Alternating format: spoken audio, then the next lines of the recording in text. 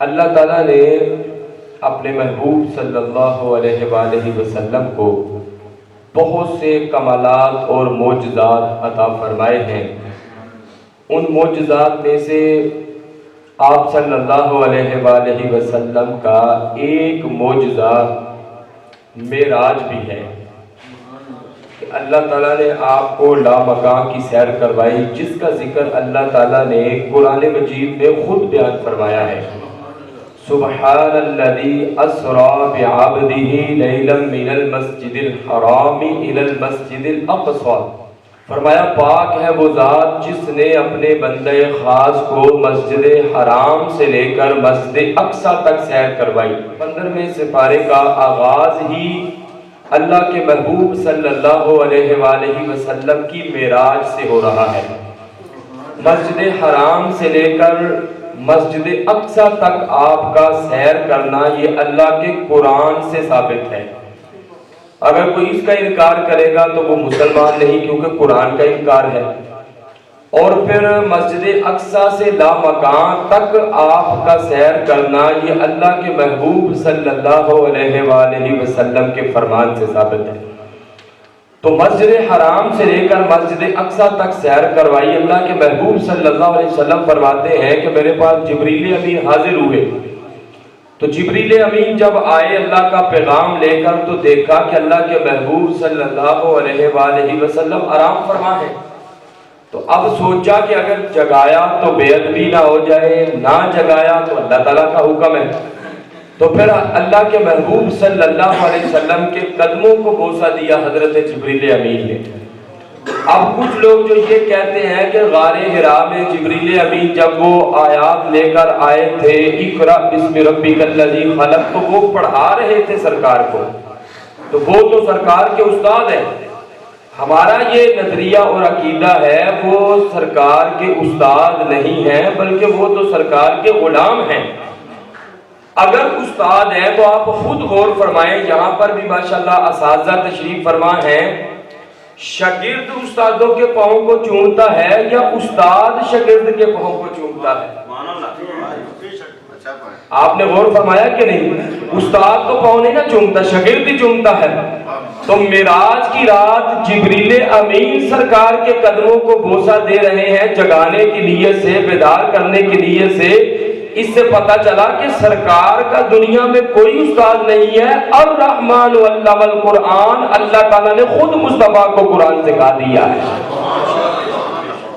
تو جبریل امین نے سرکار کے قدموں کو بوسہ دیا تو بیدار ہوئے سرکار۔ تو آپ ارشاد فرماتے ہیں جس براق پر مجھے سوار کیا گیا وہ خچر نما جانور تھا جس کا نام براق ہے، برق ان سے نکلا ہے، اور برق بجلی کو کہا جاتا ہے۔ فرمایا کہ جہاں تک بندے کی نگاہ جاتی ہے وہاں پر اس کا ایک قدم پڑتا تھا، بجلی کی طرح اس کی تیز رفتار تھی۔ تو وہاں سے جب مسجد اقصی میں پہنچے تو سبحان اللہ کیا شان ہے، کیا مقام ہے۔ وہاں پر 1,24,000 کم و بیش انبیاء تشریف فرما ہے، 313 رسول تشریف فرما ہے، صفے باندھ کے کھڑے ہیں، مصلی امامت پہ کوئی بھی کھڑا نہیں ہو رہا، میرے اور آپ کے کریم آقا کا انتظار ہو رہا۔ تو دیکھو کتنا مقام ہے، 1,24,000 کم و بیش انبیاء ہیں، 313 رسول ہیں، صفے باندھ کے کھڑے ہیں، سرکار کا انتظار ہو رہا ہے۔ شرعی مسئلہ یہ ہے کہ جہاں پر لوگ جمع ہو، 100 بندہ ہے، 200 ہے، 500 ہے، تو مصلی پہ کون کھڑا ہوگا؟ تو دیکھا جائے گا کہ ان میں سے سب سے بڑا عالم کون ہے، جو سب سے زیادہ علم والا ہے وہ مصلی پہ کھڑا ہوگا۔ اگر علم میں سارے برابر ہوں تو پھر دیکھا جائے گا کہ عمل میں سب سے آگے کون ہے، جو عمل میں سب سے آگے ہو وہ مصلی پہ کھڑا ہوگا۔ عمل میں برابر ہو پھر دیکھا جاتا ہے کہ ان میں سے قرات کس کی سب سے اچھی ہے، آواز کس کی اچھی ہے، وہ مصلی پہ کھڑا ہوگا۔ اگر قرات آواز میں بھی سارے برابر ہوں تو پھر دیکھا جائے گا سب سے خوبصورت کون ہے۔ یہ بھی شرعی مسئلہ ہے، جو مصلی پہ کھڑا ہو تو یہ نہیں کہ وہ ناپاکی پاکی کا خیال نہ رکھتا ہو اور کپڑے اس کے پھٹے پرانے ہو، جوتا پھٹا پرانا ہو، نہیں۔ فرمایا کہ عالم دین کی جو عزت ہے، جو شان ہے، اس کا لباس بھی اچھا ہونا چاہیے، اس کا رہن سہن بھی اچھا ہونا چاہیے، تاکہ اس کی طرف دیکھ کر لوگوں کو شوق پیدا ہو کہ ہم نے بھی اپنے بچوں کو اللہ کے محبوب کا دین سکھانا ہے۔ تو پتا چلا کہ مصلی پہ سرکار کرے ہوئے تو 1,24,000 انبیاء میں سے 313 رسولوں میں سے جو سب سے بڑے عالم تھے وہ میرے اور آپ کے کریم آقا کی ذات بابرکات ہے، اور سب سے اچھی جس کی قرات تھی وہ بھی ہمارے نبی ہے، سب سے اچھی جس کی آواز ہے وہ بھی ہمارے مصطفیٰ ہیں، سب سے زیادہ جو تقوی والے ہیں وہ بھی مصطفیٰ ہیں۔ حضرت یوسف علیہ السلام نے بھی کہا ہوگا میں حسین ہوں آپ احسن ہیں، میں جمیل ہوں آپ اجمل ہیں، یعنی سب سے زیادہ خوبصورت ہیں۔ اور علماء فرماتے ہیں اس میں سرکار کے لیے اعزاز کی بات نہیں ہے کہ آپ کو موقع مل گیا انبیاء کو نماز پڑھانے کا، نہ، فرمایا اس میں انبیاء کے لیے اور رسولوں کے لیے اعزاز کی بات ہے جن کو مصطفیٰ جیسا ایمان مل گیا ہے نماز ادا کرنے کی۔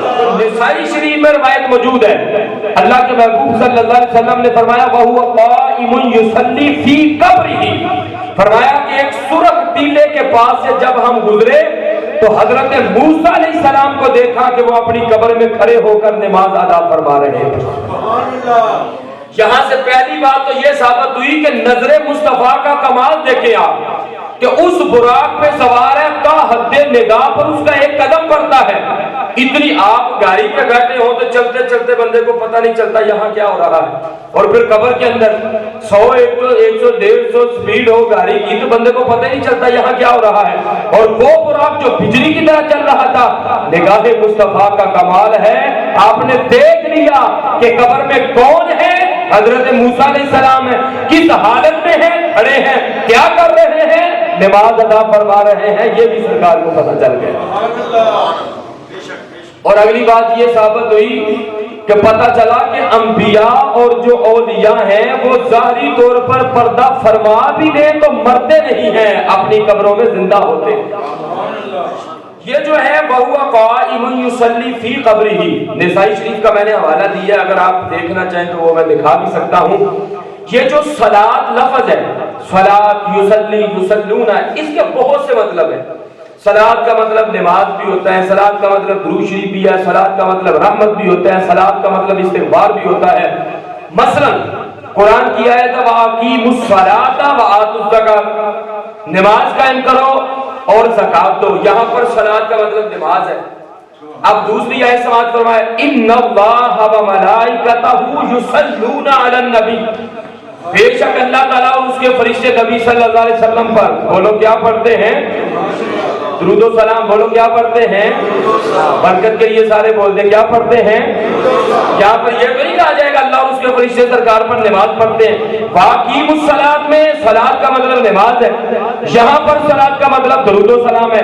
تو محبت والے یہ ارشاد فرماتے ہیں صلاۃ کا مطلب نماز کرو تو تب بھی ٹھیک ہے، صلاۃ کا مطلب موقع مال کی مناسبت سے درود شریف کرو تو تب بھی ٹھیک ہے۔